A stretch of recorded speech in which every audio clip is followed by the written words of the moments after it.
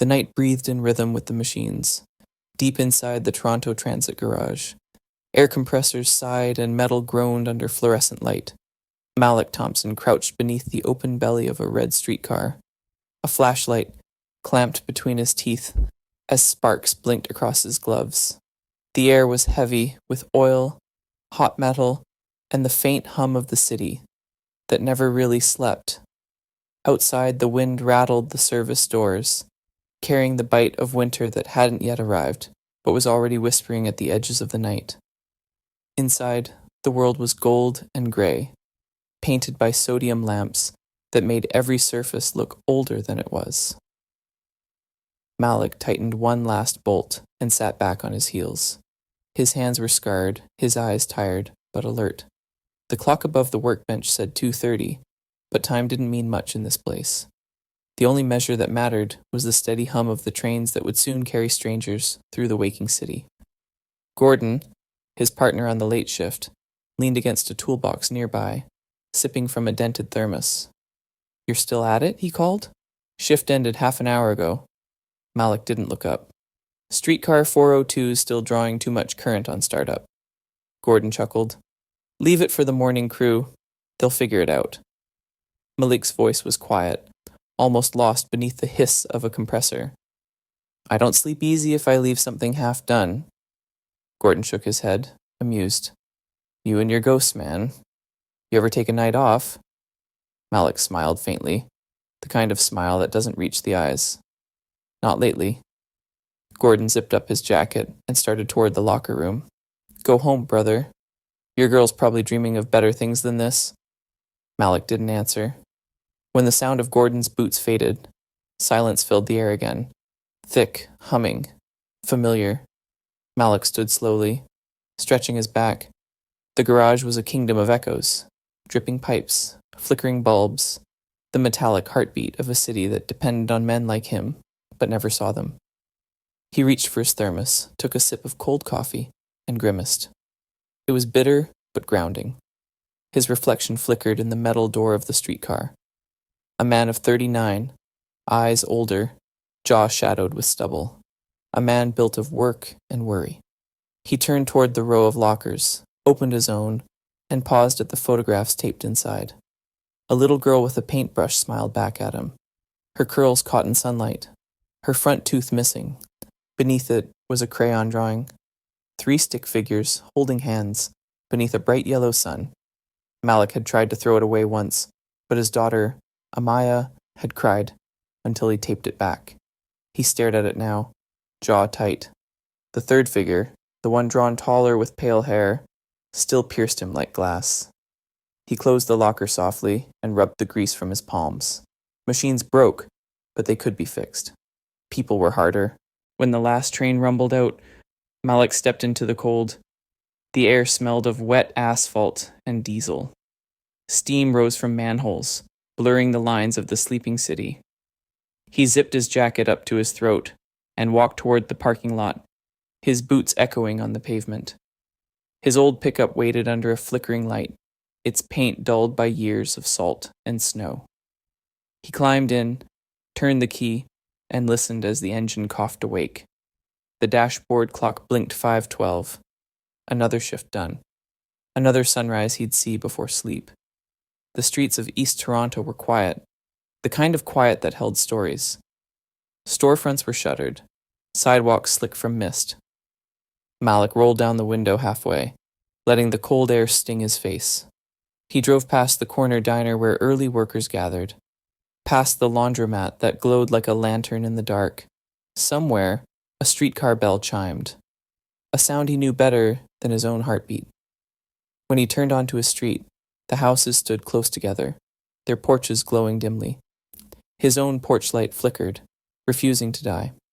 He parked, cut the engine, and sat for a moment, hands resting on the steering wheel. The window above the porch belonged to Amaya's room. Through the curtain, he could see the faint shimmer of paper stars she'd hung herself, crooked and glittering in the dawn.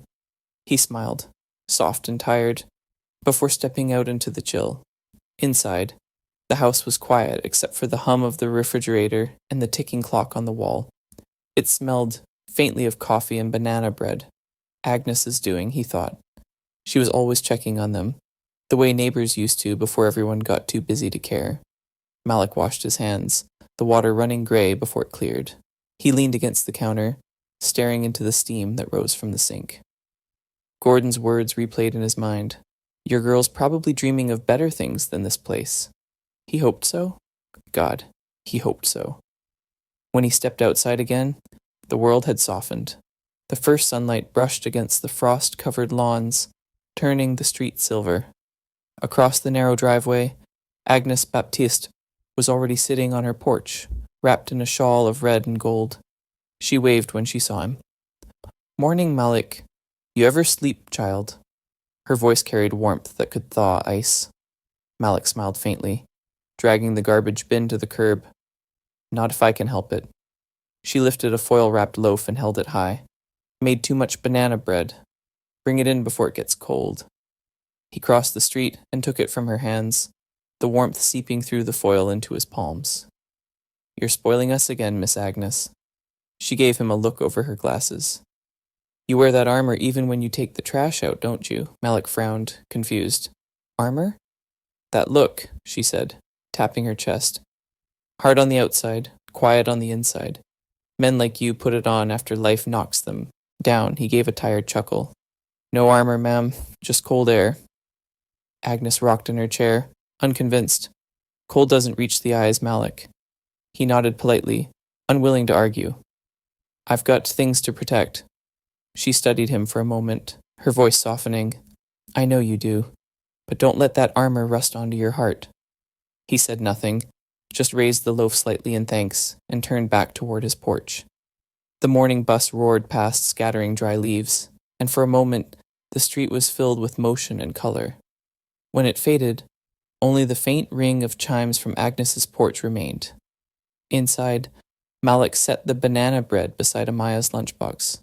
He looked through the kitchen window at the quiet street, the silver light deepening to gold. Somewhere upstairs, his daughter stirred. He could hear the soft creak of the bed, the rustle of sheets. A small life, waking into a big world. He poured himself the last of the coffee, dark and bitter, and took a slow sip. The warmth hit his chest and spread outward, chasing off the cold. Toronto was waking. Another day waited, steady, uncertain, full of work. Malik stood for a long moment, mug in hand, watching the light grow. The city outside was loud, but inside for now there was peace. And beneath that peace, the quiet hum of a heart still learning how to heal. The gym smelled of waxed floors, coffee gone cold, and the faint metallic hum of the overhead lights. Rows of plastic chairs lined the basketball court, filled with parents in winter coats, their murmurs bouncing off the high walls. It was parent-teacher night at Riverside Public, the kind of event Malik never missed, no matter how tired the night shifts left him. He sat near the back, still in his work jacket with the TTC patch stitched above the pocket. His hands, calloused and still faintly stained with oil, rested on his knees. Beside him, Amaya kicked her feet, humming softly, the ribbon in her hair catching the fluorescent light. Daddy, she whispered, they said we're getting a surprise speaker tonight. Maybe someone famous. Malik smiled faintly, distracted, his gaze fixed on the podium where a nervous principal shuffled papers. The gym buzzed, with polite small talk, and the squeak of shoes on the polished floor. He rubbed his thumb over the wedding ring he no longer wore, a habit that had never faded. The microphone squealed. The principal smiled, too wide. Thank you all for coming tonight. We have someone special joining us, a community volunteer who's been making a big difference through our Community Colors Art program. Please welcome Ms. Elise Carter. Malik froze.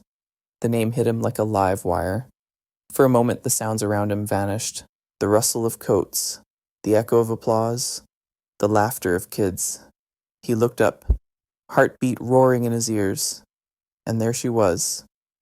Elise Carter stepped onto the small stage, a confident yet calm presence in a cream blazer and darks, jeans. Her hair was tied back loosely, a few strands falling free. She looked almost the same, Older, yes, but with that same quiet poise, the same eyes that used to look at him like he was her whole world. For 15 years, Malik had buried her ghost. Now it was standing under the gym's harsh lights. "Good evening," she began, her voice amplified and steady. "I'm honored to be here as a volunteer instructor with Community Colors. Every child deserves color in their life, art that helps them dream beyond walls." The words hung in the air, polished and professional, but to Malik they sounded like betrayal wrapped in silk. He clenched his jaw. The lights above flickered slightly, making the shadows under her eyes seem deeper. Beside him, Amaya gasped, delighted. "Daddy, that's Miss Carter. She's my art teacher." Malik's pulse spiked. He turned to her, voice sharp but low. "Don't say her name." Amaya blinked, confused, her smile faltering. "But she's nice." "Not now," he muttered. His hand closed around hers, a little too tight. On the stage, Elise's voice wavered for the first time. Her eyes swept across the crowd, landing on him.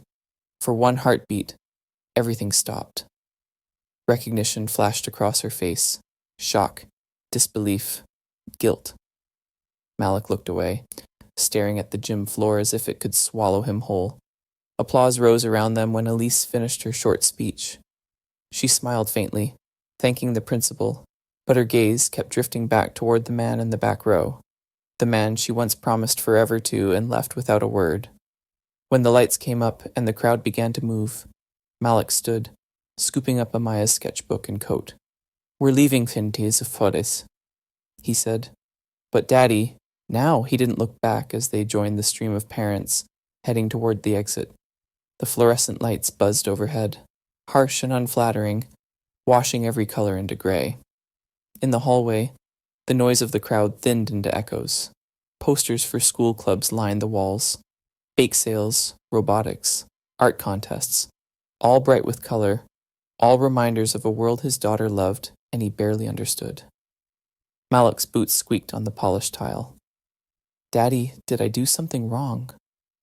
Amaya's voice was small, the kind that cracked his armor every time. He swallowed hard, keeping his eyes forward. "No, sweetheart. We just don't need to be here anymore." They turned a corner toward the exit. The air felt cooler here, the hum of the lights louder, and then, "Malik?" The voice stopped him cold. He didn't need to turn. He knew that voice. It carried the same melody that had once kept him awake on summer nights, the same warmth that had vanished 15 years ago. He turned anyway. Elise stood a few steps away, clutching a folder to her chest like a shield. Up close, her confidence had slipped. She looked uncertain, almost afraid. I wasn't sure if it was you." Malik's jaw tightened. The years between them condensed into a single second, heavy and suffocating. "Don't," he said quietly. "Not here." Amaya looked between them, confused. "Miss Carter, you know my dad?" Elise's mouth opened, but no sound came. Her eyes shimmered under the harsh lights. Malik tugged Amaya's hand gently, but firmly. "Let's go." "Malik, please!" Elise's voice broke, soft but desperate. He didn't look back. "Not here." The echo of his boots filled the corridor as he led Amaya away. The hallway stretched long, lined with lockers that reflected fragments of their movement. His broad frame, her small steps, the dim ghost of Elise standing behind them. They reached the glass doors at the end. Beyond them, the night pressed close against the school, fog rising from the wet pavement, the hum of the city muffled by distance. Malik pushed the door open, the cold air spilling in. Outside, the parking lot glowed under buzzing streetlights. The sound of distant traffic blended with the whisper of wind through bare trees. Malik guided Amaya toward the truck, his mind a storm of half-buried memories.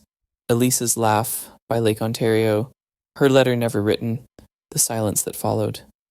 "Daddy," Amaya whispered, "why did you look so mad?" He opened the truck door, lifted her inside. "It's nothing you did. But you know her, don't you?" He hesitated, hand frozen on the door. "A long time ago," he said finally, "and that's where it stays." He closed the door gently, circling to the driver's side. Inside, the cab smelled faintly of oil and rain. Malik started the engine. The headlights, cut through the fog like a blade, spilling across the empty lot. For a moment, he thought he saw Elise through the glass doors, standing alone, her face half lit, half lost in shadow. He drove off before he could be sure. The city lights flickered on wet pavement as they turned onto the main road. Amaya leaned against the window, eyes half closed. She said every kid deserves color, she murmured sleepily. Do you believe that, Daddy? Malik's grip tightened on the steering wheel. I believe he said, his voice low, that some colors hurt to look at. The truck rolled through the night, carrying them home, past quiet houses, past glowing diners, past the ghosts that refused to stay buried. If this story touches something familiar in you, if you've ever carried silence longer than you meant to, or seen someone you thought you'd lost forever, pause a moment. Let the story remind you that hearts can break and still find a rhythm again. If you believe second chances matter, stay with us as the story unfolds. Like and share to keep every light of hope burning. The porch light flickered weakly when Malik pulled the truck into the narrow driveway. The night had thinned into that gray hour between exhaustion and dawn. He turned off the engine, letting the silence flood in.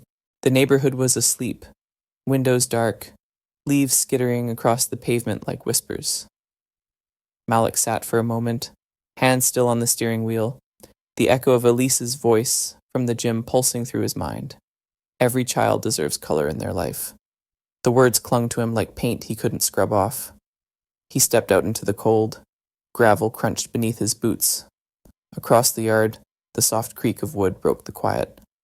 Agnes Baptiste sat on her porch, wrapped in her heavy wool shawl, a steaming mug cupped in both hands.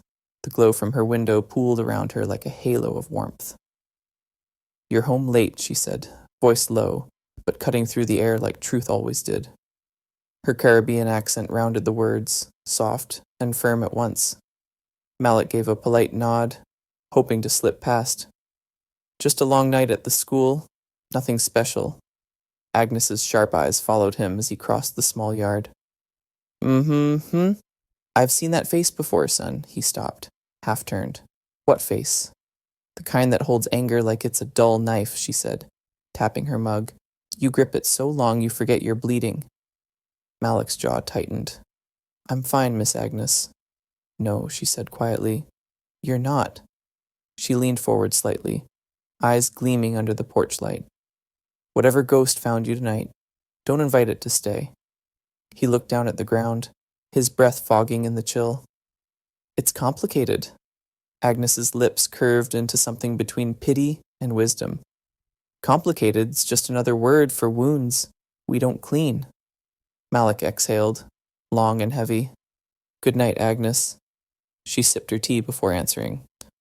Armor keeps you warm for one night, she said, voice like wind through cedar. But it'll freeze the love right out of you if you never take it off. The words landed and lingered, sharp as frost. Malik didn't reply. He only nodded once and climbed the steps to his own porch, fumbling for his keys.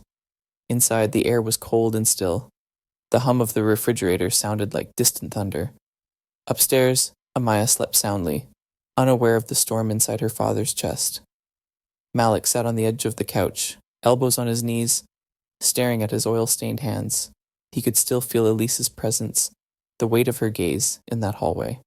He rubbed his palms together, as if the friction might erase the memory. But it didn't. Nothing did. The next evening, the garage smelled of burnt rubber and metal. Malik clocked in before the rest of the crew, preferring the solitude of early hours. The city outside was just beginning to light up. Inside, the hum of machinery built a rhythm that drowned thought. He plugged in his earbuds, thumb hovering over the playlist before settling on an old track, Sam Cooke, A Change Is Gonna Come. The music crackled to life, soft strings and that voice, hopeful, aching, timeless. It filled the cavernous space, echoing off the steel walls. Malik's movement slowed, the wrench in his hand catching the beat. It had been their song once. The memory opened like a door he didn't mean to touch. He was 23 again, standing by the lake shore at sunset. The air smelled of rain and lilacs. Elise had been barefoot, her laughter bright against the water's quiet lap. She'd tossed her shoes into the grass, spun in a slow circle, arms outstretched, hair whipping across her face. Forever, she'd whispered, when he caught her, breathless and sure. You and me, Malik, no matter what comes. He remembered the warmth of her hands, the way her eyes had reflected the fading light, bright with faith, the kind of faith only the young could afford. Back then, forever had felt possible. The memory fractured. The clang of metal snapped him back. The wrench slipped, clattering against the floor, jolting through the music still playing in his ears. The sound bounced around the garage like thunder. Malik cursed under his breath, stooped to pick it up. The past receded, leaving a taste of rust and regret. He shut off the music, yanked the earbuds free. The silence that followed was heavy, alive. Machines hissed, oil dripped, and the night pressed close around him.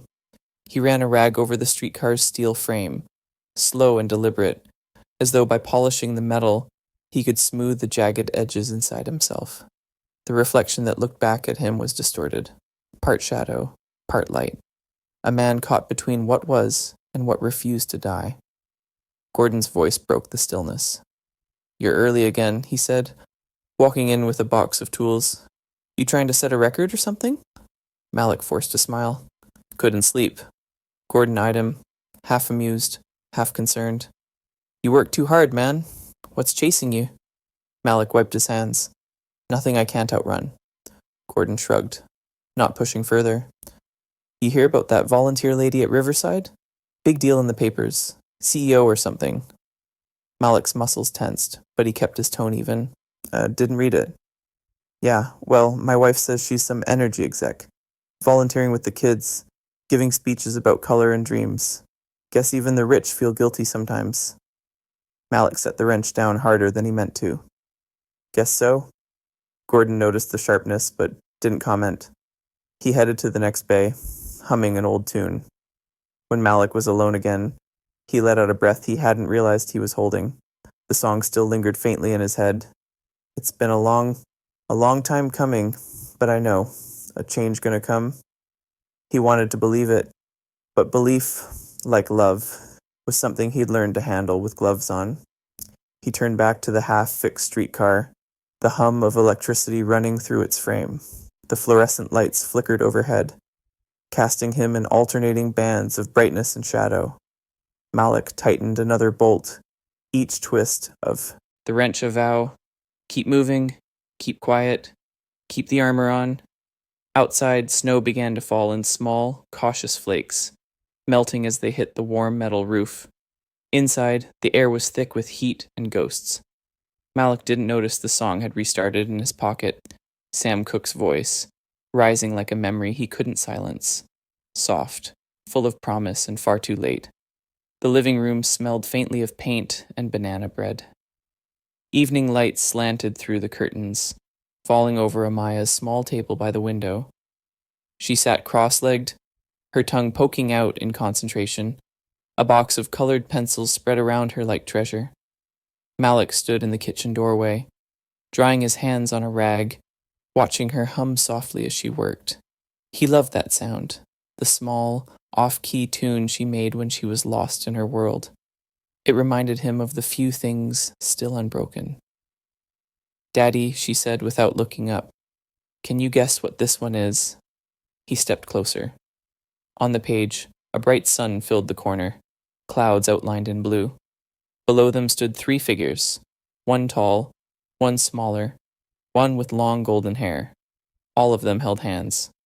Malik froze. His stomach turned to ice. What's that supposed to be? He asked, trying to keep his voice even. Amaya looked up, smiling. It's us, she said proudly. You, me, and Miss Carter. She said families come in many colors. The sound of her name cracked something open in him. Before he knew it, Malik reached down, tore the page from the pad, and crushed it into his fist.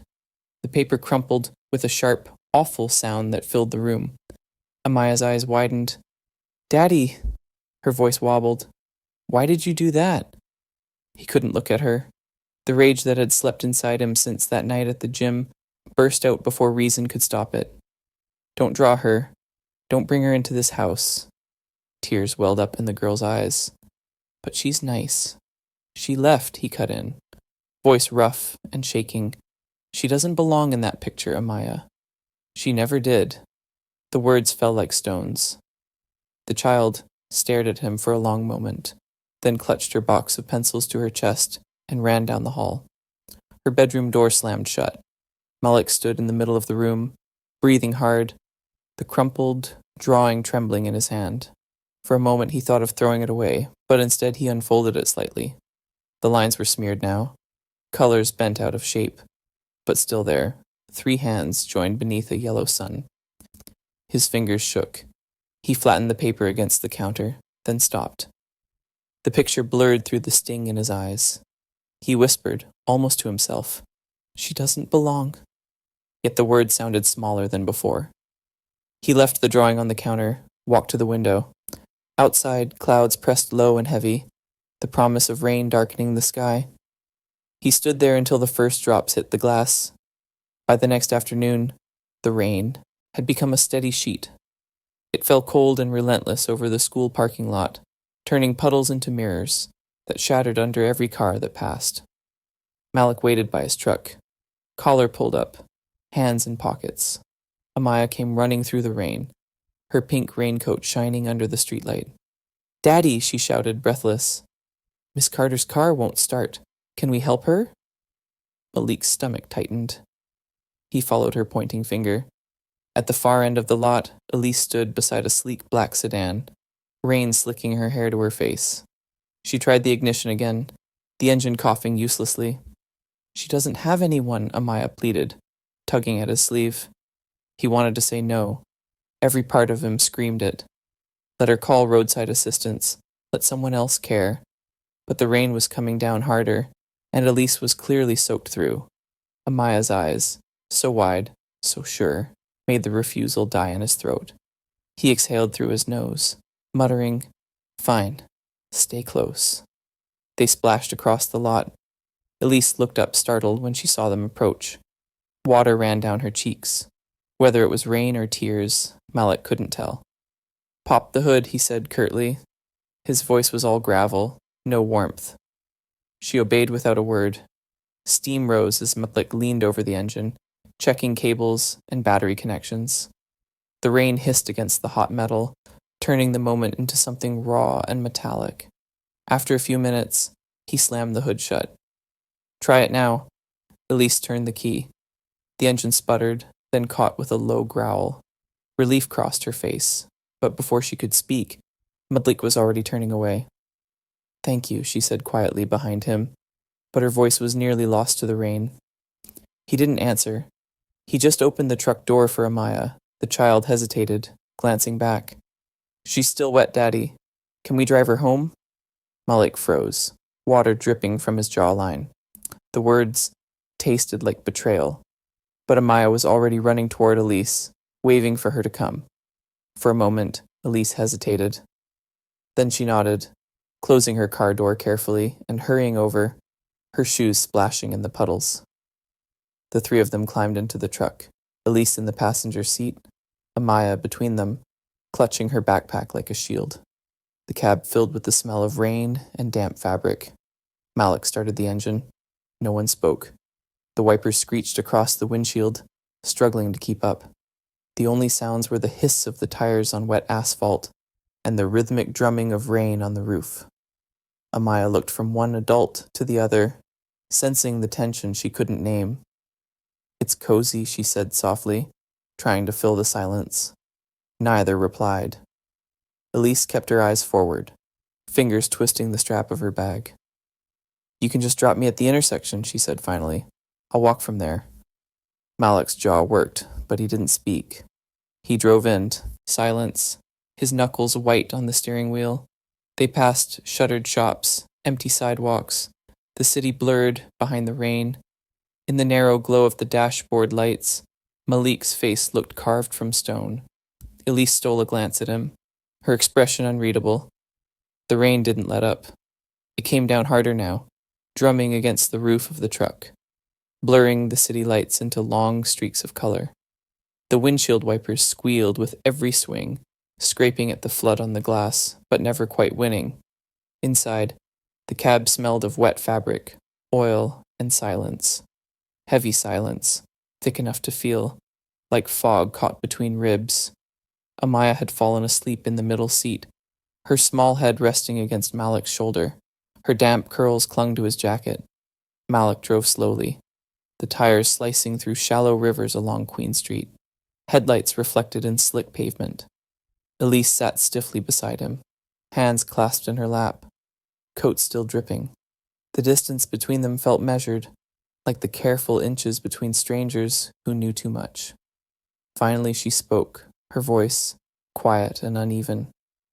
"I never thought I'd see you again." Malik didn't look at her.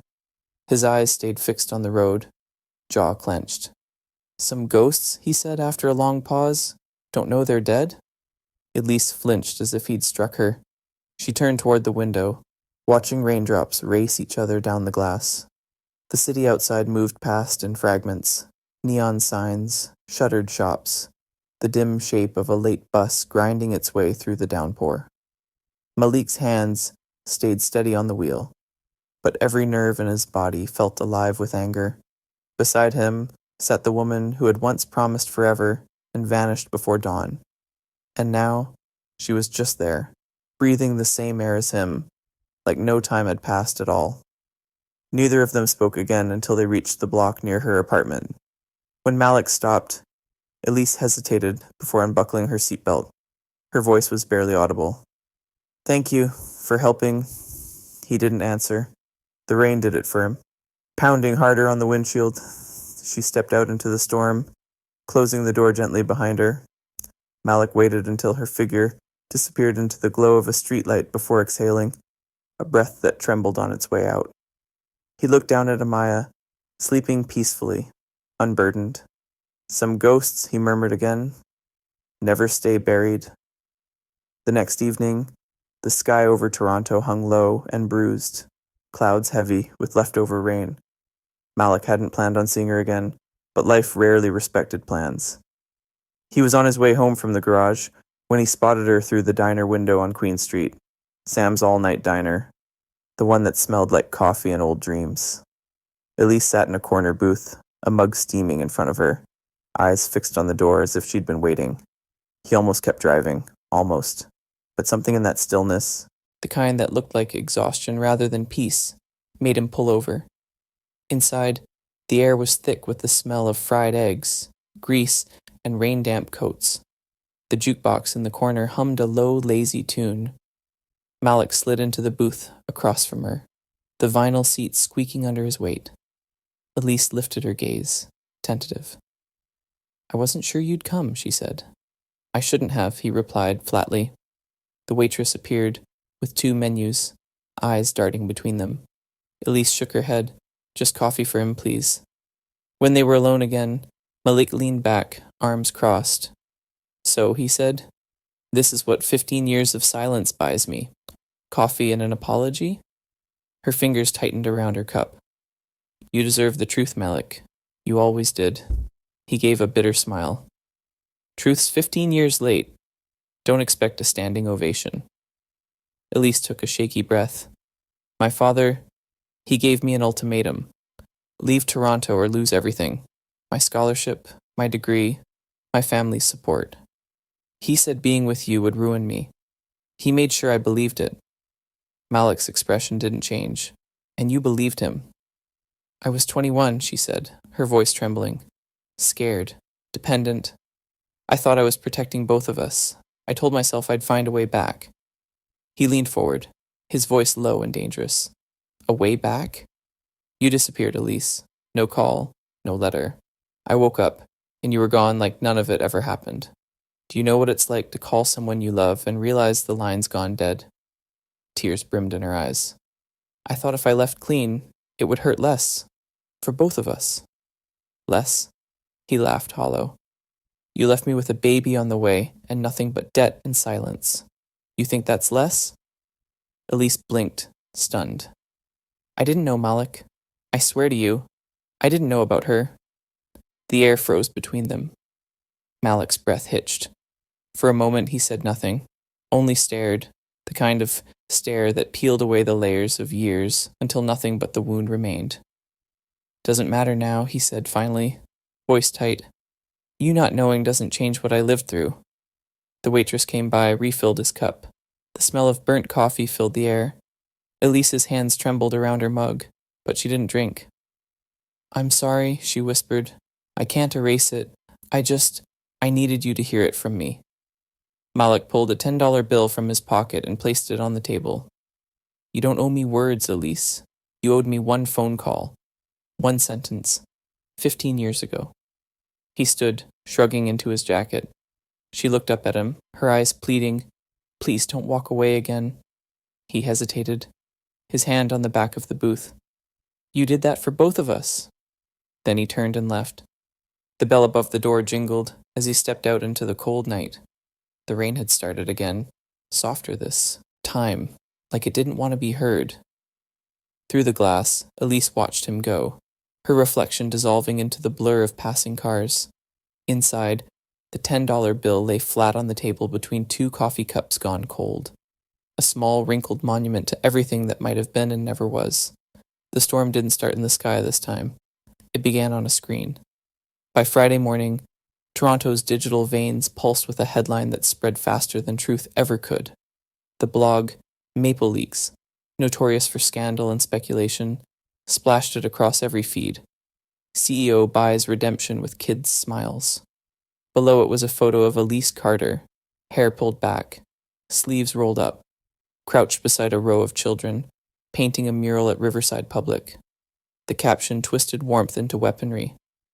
From boardroom to classroom, billionaire Elise Carter turns community outreach into damage control. But is it charity or PR? By noon, the image had traveled everywhere. Facebook, Twitter, local news. The story festered in comment sections, each post multiplying outrage. Some called her inspirational. More called her calculated. At the cafe near the school, two parents scrolled through their phones between sips of coffee. "You see this?" one said, pushing the screen toward the other. "She's just polishing her brand." "Of course she is," the other replied, shaking her head. "These people don't volunteer unless there's a camera nearby. She's buying forgiveness." "Didn't she get caught up in some lawsuit last year?" "Exactly. Now she's using our kids to scrub her name clean." Across the city, the narrative took root. Redemption, rewritten as manipulation. By evening, even the local radio station had picked it up. Malik heard it in the garage, the host's voice cutting through the static. Carter Industries CEO turned volunteer art teacher. Some say saint, others say spin doctor. You decide. He turned off the radio, jaw tight. The sound of ratchets and compressors filled the silence. He told himself he didn't care, that her reputation was her own problem. But the image of her kneeling beside Amaya, smiling at the girl's drawing, wouldn't leave him. Monday came gray and cold. The rain had stopped, but the city still smelled like it had never quite dried. Malik stood at the chain-link fence beside the school playground, hands in his pockets, watching. Elise was there, her back to him, surrounded by color. Buckets of paint, brushes, laughter. The children worked together on a wide panel, each kid adding their own piece to a mural of city skylines and bright, impossible suns. Amaya stood at Elise's side, grinning, her rain boots splattered with red and green. For a moment, it was almost peaceful. Malik's breath misted in the air as he watched them. He could have turned away, he should have, but something in that scene pinned him there. The way Elise knelt to show a boy how to steady his brush. The way Amaya leaned into her, without hesitation. The easy grace of someone who didn't seem to be pretending. And yet, the whispers of the city crawled under his skin. CEO buys redemption. The words poisoned even this quiet moment. When the bell rang and children began filing inside, Elise turned slightly, brushing a strand of hair from her face. Her eyes swept the yard and found him. They held each other's gaze for a fraction of a second before Malik turned away, his chest tight. He walked back to his truck through the slush, boots heavy. Behind him, Amaya's laughter carried faintly on the wind. It was the sound of someone still innocent enough to believe the world meant well. He envied her for that. The following evening, the gymnasium of Riverside Public buzzed, with low electric tension. Folding chairs filled every corner. Parents stood in small groups, voices low but sharp. Flyers had circulated online all week. Emergency parent meeting, the truth about community colors. Gavin Mercer, a tall, broad man with the posture of someone who never stopped talking, stood near the front, sleeves rolled to his elbows, a practiced fire in his eyes. He was the kind of father who treated every issue like a crusade. "She's not one of us," he said loudly to the group around him. "She's a billionaire trying to buy her way into good graces, using our kids for a photo op. We can't let that stand." Nods and murmurs of agreement rippled through the crowd. When Elise entered, the noise dimmed to a murmur. She wore no makeup, no blazer, just a plain cardigan and jeans, hair tied loosely. Still, she carried herself with quiet dignity, like someone walking into a courtroom rather than a school. The principal cleared his throat at the microphone. "Thank you all for coming. There's been a lot of discussion online." "Discussion?" Mercer cut in. "It's deception. Plain and simple." The principal hesitated, then gestured toward Elise. "Ms. Carter, perhaps you'd like to address these concerns." Elise stepped forward. Her hands trembled slightly as she adjusted the mic. "I understand the anger," she began, "but all I wanted was to help. The art program was underfunded, and I thought—" A voice from the crowd interrupted, sharp and mocking. "Save it for your commercials." Laughter followed, mean and contagious. Elise flinched, but she didn't retreat. "I'm not here to promote anything," she continued, voice unsteady but clear. "These children, your children, deserve a place to create, to feel seen. That's all this ever was." The gym buzzed with restless energy. Mercer raised his voice again. "You expect us to believe this isn't about your company's scandal? You think painting with our kids erases that?" Elise's knuckles whitened on the podium. "I made mistakes," she said quietly. "But not this one." The noise swelled, voices overlapping, arguments sparking. Malik stood in the back, Amaya's hand clasped in his. He'd promised himself he wouldn't come. But when the notice went home in her backpack, he couldn't stay away. Amaya tugged his sleeve. "Why are they yelling at Miss Carter?" she whispered. Malik didn't answer. He just squeezed her hand tighter. Up front, Elise's words were being drowned out by the rising noise. "Please," she tried. "Listen." But the crowd wasn't listening. Someone shouted again, "We don't need your money here." And others echoed it, the chant swelling into something ugly. Amaya flinched, her eyes wide. Malik's chest constricted. He bent down, his voice low. "We're leaving." "But, no." His tone left no room for argument. He lifted her into his arms and turned toward the exit. The sound of shouting followed them down the hallway, echoing against the tiles, muffled by distance. Outside, cold air bit at his face. He set Amaya down gently, holding her shoulders as she looked up at him, confused. "Daddy," she said softly, "why do people hate someone who helps?" Malik swallowed hard, the words burning in his throat. "Sometimes," he said, "people get too angry to tell the difference." Behind them, through the gym windows, light flickered and shadows moved like a restless sea. Inside, Elise stood alone at the podium, her voice lost to the storm. The porch light glowed weakly against the drizzle, casting a cone of amber over the worn wood steps. Agnes Baptiste sat in her rocking chair, wrapped in a knitted shawl, her mug steaming in the cool air. The chair creaked gently as Malik approached from the street, collar pulled high, his expression locked in stone. "You walked out again," she said, not looking at him. "Heard about the meeting. Whole neighborhood did." Malik stopped at the bottom of her steps.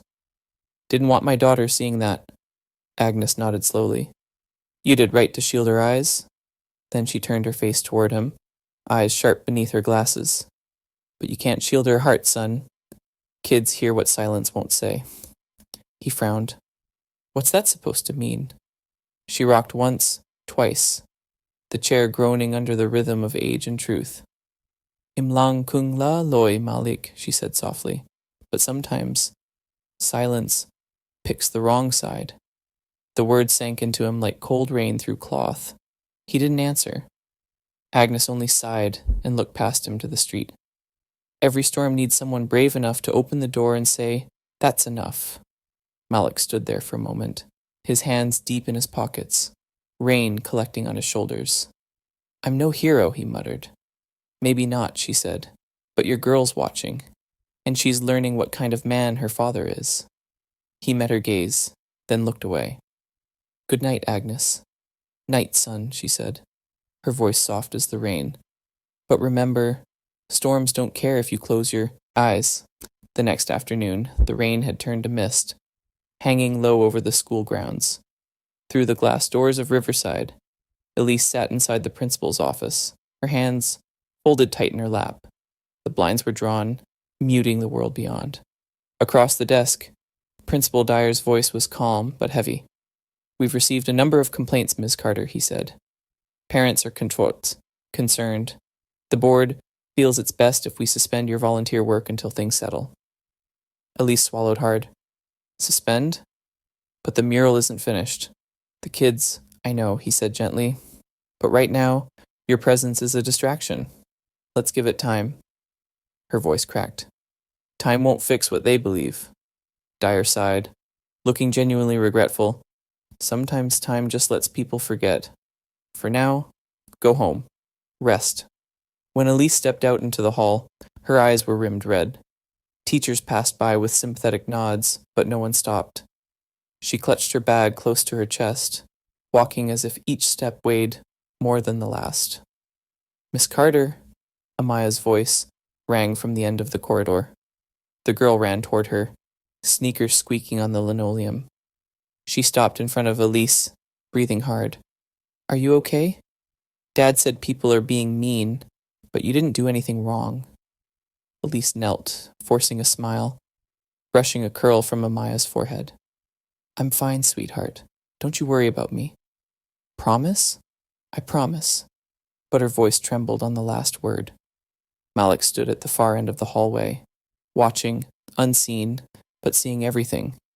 Elise's hand lingered on the child's shoulder before she turned and walked away, her figure small against the bright posters that read, "Be kind, be brave, be honest." Malik's jaw tightened. He wanted to stay angry. It was easier, but what he saw wasn't arrogance, it was defeat. That night, the city was slick with rain again. The streets of East Toronto gleamed under fractured light. Malik parked his truck in front of his house, the windshield wipers clicking slower now, their rhythm syncing with the rain's gentle tap. He was about to step out when he saw the faint glow of headlights down the block. A car idling, unmoving. It was Elise's. She sat behind the wheel, face dimly lit by her phone screen, eyes distant. The rain blurred her features through the glass, turning her into a ghost of herself. Malik hesitated, torn between irritation and something that felt like worry. He opened his door, stepping into the drizzle, but before he could call out, another figure appeared from the shadows. Tall, broad, moving fast. Gavin Mercer. Malik's gut tightened. Gavin's voice, cut through the rain, slurred with fury. "You just don't quit, do you?" He stormed up to Elise's car, slamming his fist against the window. "You think you can come back here after everything? Use us again?" Elise startled, fumbling for the door. Lock. Her phone slipping from her hands. "Please, I don't want trouble." "Trouble?" Gavin sneered. "You already brought it. We're not your charity, lady. Not your project." He yanked the handle. The door gave way. Rain slashed between them as he grabbed her arm. That's when Malik moved. He crossed the street in a blur, boots splashing through puddles. "Hey!" His voice tore through the storm. "Enough." Gavin spun around, his grip still on Elise. "This doesn't concern you, Thompson. She..." But Malik was already there, shoving him back with both hands. "Let her go." "Or what?" Gavin spat. Malik's eyes burned cold. "Or you'll find out." The man lunged, but Malik met him halfway, not with rage, but with certainty. He shoved Gavin hard, sending him stumbling into the wet pavement. The rain came down harder, drumming on metal and skin. Gavin got up, his face twisted with indignation, but Malik's stance stopped him cold. "You don't put your hands on a woman," Malik said, voice low and steady. "Not on this street. Not ever." For a second, all that existed was the hiss of rain and the ragged sound of breath. Then Gavin spat on the ground, muttered something foul, and stalked off into the dark. Elise stood trembling by the car, her arm red where he'd grabbed her. Malik turned to her, chest heaving. "You okay?" She nodded weakly. "I didn't mean to. I just didn't know where else to go." He exhaled sharply, running a hand over his head. "This neighborhood's not safe for you right now." "I thought maybe you'd believe me," she whispered, "even when no one else does." Malik's jaw worked. He wanted to tell her she shouldn't have come, that she didn't belong here, but the fear in her eyes cut through every word he could have said. He sighed, looking down the street where Gavin had vanished. "Stay here," he said finally. "I'll follow you home. Make sure you get there safe." She blinked, rain mixing with tears. "Thank you." "Don't thank me," he muttered, already walking to his truck. "I'm just making sure my kid doesn't see blood on the street." Still, when Elise started her car, Malik followed close behind, headlights cutting through the rain like a vow he hadn't meant to make. And for the first time in years, he wasn't running from the storm. He was standing in it. The rain had finally stopped by the time Malik brought her inside. The air in the house was still, faintly smelling of soap and motor oil. Elise sat at the small kitchen table, a blanket draped around her shoulders, her hands trembling slightly as she gripped a glass of water. Her reflection in the darkened window looked like someone halfway between here and gone. Malik stood by the counter, arms crossed, watching her without speaking. The only sound came from the slow drip of rainwater off his jacket onto the floor. "Why did you come back?" he asked at last, voice low and steady. Elise looked up, her eyes rimmed, red but clear.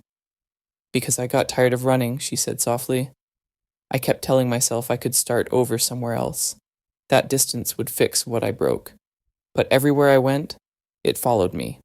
The guilt, the noise, the part of me that never stopped wondering if you and her, were okay." Malik's gaze didn't waver. "You shouldn't have come to my street. Not tonight." "I know," she whispered, "but I didn't know where else to go. I thought maybe, after all this time, you'd at least see me as someone trying." He leaned back against the counter, silent.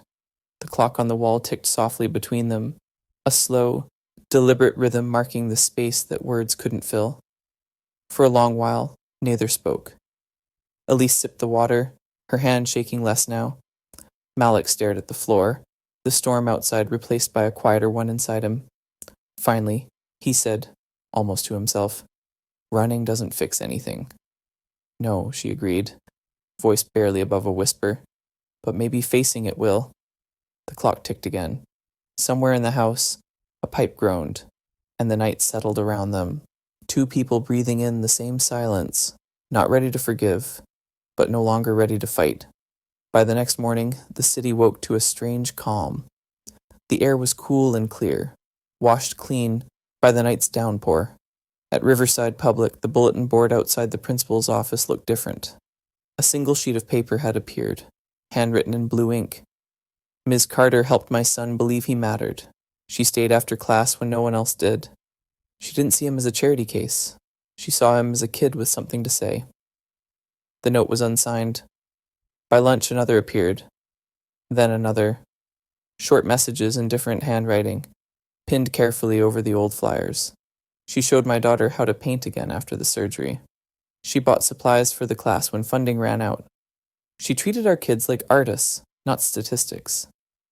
Soon, the board overflowed with color, sticky notes, cards, even drawings from children. Someone had written across the top in bold marker, "Thank you, Miss Carter." The same parents who had shouted in anger days before now stood quietly reading the notes, exchanging uncertain glances. The gossip that once fueled outrage began to waver under the weight of small, undeniable truths. Elise didn't know about the notes at first. She stayed home, still shaken, still afraid. But word traveled fast. By afternoon, even the teachers were talking, and something in the air at Riverside shifted, like the city exhaling after holding its breath too long. That evening, the TTC garage hummed with its usual rhythm, metal against metal, engines coughing to life, the faint echo of laughter under fluorescent lights. Malik worked quietly under the hood of a streetcar, the smell of grease grounding him. Gordon wandered over, wiping his hands on a rag. "You hear?" he said, voice casual. "About that Carter lady? Seems she's not as bad as folks were saying. My niece goes to Riverside. Says the parents are taking back what they said. Guess they found out she actually helped." Malik didn't look up. "Yeah?" "Yeah," Gordon said. "Maybe people just need someone to hate until they remember how to think." He chuckled, heading back to his station. Malik's hand stilled on the wrench. He stared at the half-fixed engine for a long moment, then loosened his grip. The metal gave, slightly under his hand, like it had been holding its breath too. He exhaled slowly. The smallest release, not forgiveness, not yet, but something that sounded almost like it. It started like an accident, or maybe something softer, wearing the disguise of coincidence. Malik came home late from the garage, the smell of oil still clinging to his hands. The house was warm, filled with the faint aroma of tomato sauce and something sweet baking in the oven. As he hung up his jacket, he heard Amaya's small, excited voice from the kitchen. "Daddy, guess who's coming for dinner?" Before he could ask, the doorbell rang. When Malik opened it, Elise stood there, clutching a small box wrapped in a bakery's paper. Her hair was still damp from the cold air outside, cheeks flushed. "Amaya invited me," she said softly. "I brought tarts. I didn't want to come empty-handed." For a second, Malik considered sending her away, old instincts tightening like fists. But then Amaya's voice called out from behind him, bright and eager. "Come in, Miss Carter. I set the table." Malik stepped aside. "Fine," he muttered, his voice low, more to himself than to her. The dinner began awkwardly. The three of them sat around the small wooden table that had seen years of quiet meals for two. Malik ate in silence, his fork moving methodically through the spaghetti Amaya had made. Elise tried to speak once or twice, but the words died halfway. The air was thick with things unsaid, a weight built from 15 years of absence and one long week of chaos. It was Amaya who cracked it. She spilled water while laughing at her own joke about the noodles being slippery like snow. Malik's lips twitched. Elise laughed too, a small hesitant sound that surprised even her, and somehow, the tension softened. Soon Amaya was telling stories about her art class, how Miss Carter had taught her to mix blues and greens to make stormy skies, how her friends argued over which color was happier, yellow or red. Malik listened quietly, his guard slipping as his daughter's joy filled the room. When dinner ended, Amaya darted to her desk and came back holding a drawing. "I made something new," she announced. It was a winter scene, a field of white, snow falling thick around three figures, holding hands beneath a single lamppost. One tall figure in a dark coat, one woman with golden hair and a small child between them smiling wide. Elise froze. Her lips parted as her eyes filled with tears. "It's beautiful," she whispered. Amaya grinned. "It's us." Malik looked at the drawing, his throat tightening. For a long moment, no one spoke. Then he cleared his throat, standing. "Dinner's done. I'll drive you home." Elise nodded, still blinking back tears, her fingers brushing the edge of the paper as if afraid it might disappear. Outside, the night air was crisp, the stars dimmed by the city glow. They stood on the porch, the space between them drawn in quiet lines, familiar, yet fragile. Elise pulled her coat tighter, holding the bakery box in both hands. "Thank you," she said softly, "for letting me stay. I know it wasn't easy." Malik shook his head. "Don't get the wrong idea. I did it for her." "I know," Elise said, her voice steady now, "but maybe she sees something you can't. Or something you won't." He met her gaze, tired, unsure, caught between anger and something gentler he didn't want to name. Elise offered a faint smile. "Good night, Malik." He nodded once, not trusting his voice. As she walked down the steps, snow began to fall again, thin, drifting flakes that melted as they touched the porch. Malik watched her until the shadows took her shape, then turned back inside. In the kitchen, the table was still set, the air warm with the faint scent of sugar and cinnamon. On the counter, Amaya's drawing lay beneath the light, 3 small figures beneath falling snow. He stared at it for a long time, his reflection merging with theirs in the glass. Somewhere deep inside, the line between forgiveness and love, between past and present, had begun to blur. The North River Community Hall smelled faintly of wet coats and coffee. Folding chairs scraped against the linoleum as neighbors filed in, their voices low and uncertain. The walls were lined with flyers, art program revival, parent forum on trust, building bridges. Yet beneath the polite titles, the air buzzed with tension.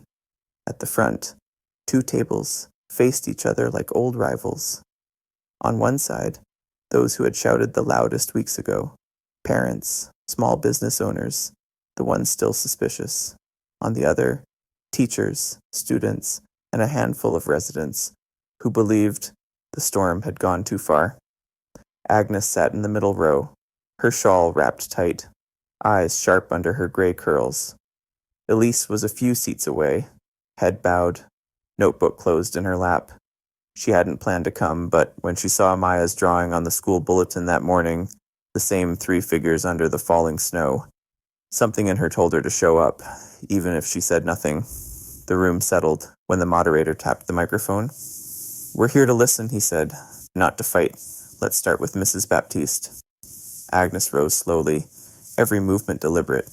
The crowd quieted. Even the hum of the old heater seemed to fade. She looked around, her voice firm but kind. "I've lived in this neighborhood 60 years, she began. I've seen men build walls out of pain and women climb over them with grace. Forgiveness," she paused, letting the word linger, "isn't charity, it's clarity." A ripple passed through the room. Discomfort, reflection, silence. "It's not about letting someone off easy," she continued. "It's about setting yourself free enough to see the truth again.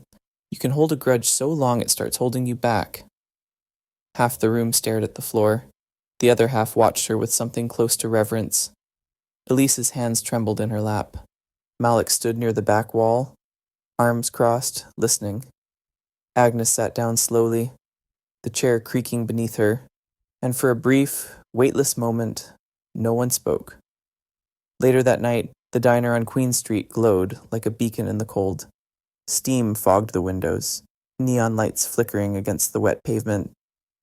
Malik sat in the same booth as before, the same chipped vinyl seats, the same 2 mugs of coffee cooling between them, but everything else felt different. Elise sat across from him, her fingers tracing the rim of her cup.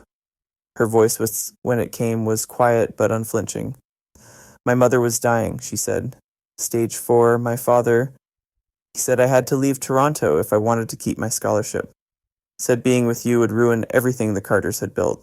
I was 21, scared, and stupid enough to believe him." Malik's jaw tightened, but he said nothing. "I packed a bag that night," she continued. "I wrote you a letter, 3 pages, telling you everything. But when I drove past your place, I saw your lights off, and I just couldn't face you. I told myself I'd mail it later, but I never did." Her hands clenched together, knuckles pale. "I stayed with my mother until she passed, and by then, the shame, it grew teeth." She looked up at him, eyes shining. "I built a company, a life, but I never stopped hearing your voice when I couldn't sleep. I kept thinking, maybe you found peace. Maybe you hated me enough to forget." Malik leaned back, his face unreadable. "Forget," he said quietly. "You don't forget nights, sleeping on a garage floor with a baby on your chest. You don't forget watching bills pile higher than the crib. I fixed cars by day and mopped floors by night. There were weeks I didn't eat so she could. I buried the man you left behind just to survive." Elise's tears spilled freely now. "I know, I can't take it back. I don't expect forgiveness. I just want to take responsibility for what I did. For who I hurt. Malik stared at her across the table, the diner's light flickering between them like a heartbeat. You talk about responsibility like it's a second chance, he said, voice trembling between anger and exhaustion. But some of us never got one, she met his gaze. Maybe this isn't about chances. Maybe it's just about truth. He exhaled slowly, rubbing a hand over his face. The silence stretched, heavy but alive. Outside, a snowplow rumbled down the street, scraping the night clean. Finally, Malik said, I don't know whether to hate you or feel sorry for you. Elise smiled through her tears, soft and broken. Maybe you don't have to decide tonight. For a long time, neither moved. The clock above the counter ticked quietly, and the world beyond the diner's fogged glass seemed to pause. Malik looked at her, not the ghost of the girl who left, but the woman sitting before him, trembling, but unafraid to stay. The anger that had anchored him for 15 years didn't vanish. It just loosened, like a rope, finally starting to fray. The letter arrived 2 days later, a plain white envelope with no return address, tucked quietly into Malik's mailbox between bills and a grocery flyer. He recognized her handwriting instantly, careful, deliberate, almost hesitant, the same as the note she'd once left on his workbench 15 years ago. He stood by the kitchen window, the morning light spilling across the counter as he unfolded it. Malik, it began. Whatever you believe about me, the good, the bad, the stories others tell, please know this. I meant every kindness. Nothing I've done these past months was about redemption. It was about seeing the world through the eyes of the child we both love, and remembering what decency still feels like. You don't have to answer. I just needed you to know. There was no signature, only a faint smudge where her pen must have paused too long. Malik folded the paper slowly and slipped it into his wallet. It fit beside a photo of Amaya, taken when she was 5, paint on her cheeks, smile wide as summer. He closed the wallet and exhaled, the faintest tremor in his chest. But peace never lasted long in their corner of the city. By the end of the week, another story spread like wildfire. This time it wasn't a blog post, it was images. Dozens of them, stitched together, edited just enough to look real. Elise standing with children, the Carter Industries logo conveniently shining in the corner of every frame. The caption read, Billionaire CEO turns charity into marketing campaign again. The post came from Gavin Mercer's account. Within hours, it was everywhere. Facebook, local news forums, even the evening talk radio. She's doing it again, one caller ranted, pretending to help while using our kids like props. She's a manipulator, another voice said, and the school's letting her do it. At Riverside, the tension reignited. Parents gathered in clusters at the front gates, scrolling on their phones, muttering. Some teachers avoided eye contact. Others whispered apologies they couldn't make public. Elise walked through it all in silence, the weight of each glare pressing heavier than the last. It was Thursday when things finally broke. The bell had just rung when Malik arrived to pick up Amaya. He parked the truck and saw the crowd first, a cluster of parents in the hallway, their voices rising. Gavin stood in the middle, holding his phone high, shouting as if the hallway were his stage. You think we're blind? He barked. She's using your kids. Look, it's all over the internet. Elise was there, frozen near the lockers, clutching a stack of sketchbooks. Her face was pale but steady, though her hands shook. Children gathered near the walls, wide-eyed and frightened. Malik felt something inside him shift. A line, drawn long ago, snapping in two. He stepped forward, his boots heavy against the floor. Hey, the word cut through the noise. Heads turned. Gavin sneered. Well, look who it is. The mechanic playing bodyguard. Malik stopped inches away, his voice low but hard as steel. You've got something to say, Mercer? Say it to me. Not in front of the kids. Gavin's smirk faltered. I'm telling the truth. Then tell it like a man, Malik said. Out there, not here. He jerked his chin toward the exit. These kids don't need your noise. The hallway went silent. Even the sound of sneakers squeaking on the tile stopped. Gavin glanced around, realizing the crowd had turned, Not cheering for him? Not this time. His shoulders tensed. Whatever, he muttered, lowering his phone. You'll see soon enough. He shoved it into his pocket and pushed past them, the door slamming behind him. Malik turned back to the children. It's over, he said quietly. Go on, get your things. The tension drained from the hallway in small ripples. Whispers fading, movement returning. Elise stood still, clutching her sketchbooks to her chest. When her eyes met his, tears glimmered, but didn't fall. She opened her mouth, but no sound came. Malik only gave a small nod, not a grand gesture, not forgiveness, but something that looked enough like courage. For the first time, he had chosen to stand, not for her, not for himself, but for what was right. And everyone in that hallway, from the smallest child to the oldest teacher, saw it. The education committee met in a room that smelled faintly of floor polish and burnt coffee. Rows of folding chairs creaked as parents and teachers filled them, scarves, still damp from melting snow. Elise Carter sat near the front, her notes arranged with careful precision. Malik Thompson sat at the back, his work jacket still dusted with salt. He told himself he was there for his daughter, not for her. When the chair tapped his gavel, the room quieted. Ms. Carter, he said, you requested to present a plan regarding the Community Colors program? Elise stood. Her voice was steady, but softer than usual. Yes, I understand the doubts. I've brought a proposal for full transparency. She handed out folders down each row. All funding will go through the school's independent foundation. A third-party auditor will review quarterly. No Carter Industries logos, no press releases, no branding of any kind. A community panel, 3 parents, 2 teachers, and 1 student will approve all spending. And finally, if at any point the panel believes my presence does more harm than good, the program ends immediately. The room murmured. Someone whispered, no logos? Another said, we'll see. Elise nodded. This isn't about image. It's about children having the chance to create something real. The chair hesitated. Ms. Carter, some still believe this is performative. What do you say to that? Elise exhaled slowly. I can't argue with belief. I can only show proof. Then a woman stood up from the 3rd row, clutching a folded note. Her voice trembled, but carried. My son had surgery last year and stopped speaking for months. Ms. Carter stayed after class, helped him paint. She didn't take photos or post anything. She helped him remember joy. Last week he asked if he could go to the art gallery. That's what she did. For a heartbeat, silence. Then slow applause began, awkward and hesitant, until it grew steady enough to fill the room. Elise didn't smile, only nodded once. Malik felt something shift inside him. It wasn't forgiveness, just a space where anger used to live. When the meeting ended, Elise walked out under the pale afternoon light. Malik stayed seated a little longer, staring at the empty chair she'd left behind, wondering when bitterness had started feeling so heavy.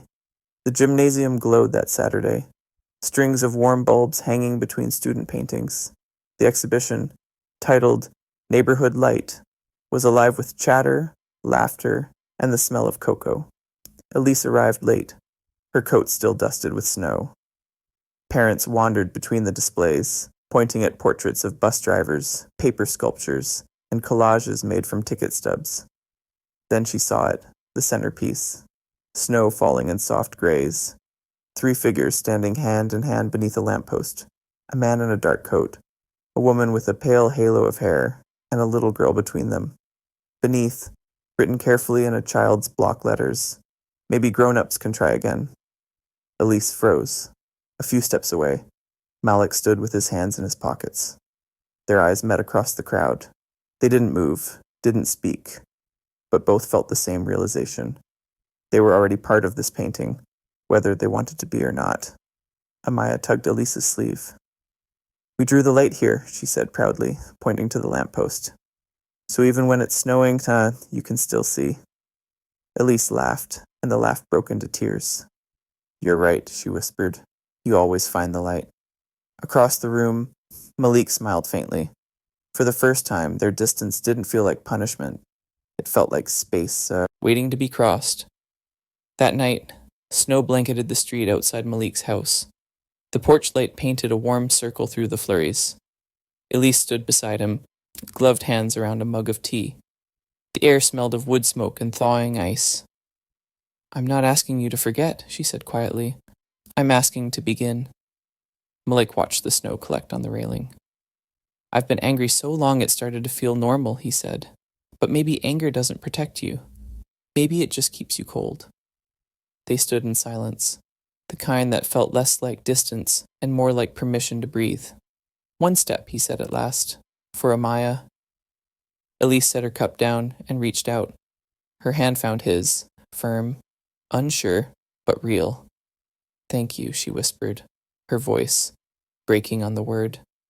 Inside the house, the old clock ticked steady. Somewhere down the block, Agnes watched from her window and smiled, before turning off her light, letting the night hold its own glow. The next evening, they sat at Malik's kitchen table, a single lamp casting light across a blank sheet of paper. They wrote their own peace treaty in plain words. 1. See each other for Amaya's sake. School events, birthdays, art shows. 2. No media, no publicity. The story belongs to the child. 3. Be honest at home, even when it's hard. Malik read the list aloud, voice steady, as if tightening bolts on something fragile. Elise listened, hands folded, nodding. "That's all I ever wanted," she said softly. He pinned the note to the pantry door beside Amaya's growth marks and an old grocery list. Milk, cinnamon, batteries. They both laughed quietly at the randomness of it, the way ordinary things could sit beside promises. Winter turned slick overnight. The next morning, Amaya came bounding down the porch steps, boots skimming over hidden ice. Malik shouted, "Careful!" At the same moment Elise reached for her. The girl slipped. Both parents lunged, catching her mid-fall. The three of them crashed into a heap of laughter and snow, breathless and tangled. "Teamwork's not dead," Elise said, brushing snow off her coat. "Never was," Malik replied, steadying Amaya's hat. Amaya grinned, looking from one to the other. "See? Bridge, not wall." "Bridge, not wall," Malik echoed, testing the phrase like a tool in his hand. It fit perfectly. He salted the steps twice. Evenings stretched longer, the sky paling slower each day. The porch light came on early, at Agnes's insistence. "A light's a promise," she said, "and promises behave better when they're seen." One night she arrived with a tin of butter tarts wrapped in a faded towel. "Winter's long," she said, setting them on the table, "but hearts thaw quicker than ice." They sat together around the table, 3 generations folded into one small kitchen. Malik poured tea. Elise passed the sugar. Amaya licked butter from her thumb and giggled. The furnace hummed, and the sound felt like contentment, rediscovering its rhythm. When the plates were nearly empty, Malik stood, disappeared for a moment, then returned with his wallet. He took out the letter, Elise's letter, worn soft at the folds. Without opening it, he placed it on the table beside the tin. Elise stared, silent. Agnes stirred her tea, pretending not to notice. Amaya leaned over. "Is that for the scrapbook?" she asked. She'd started one. Tickets, drawings, dried leaves from the first snowfall. "Maybe," Malik said. His eyes met Elise's, calm and certain. There was nothing left to explain. Outside, the porch light burned steadily, the snow falling in fine threads, erasing footsteps, but not direction. Agnes rose, wrapping her shawl. "Leave the light on," she said. "Some folks find their way home that way."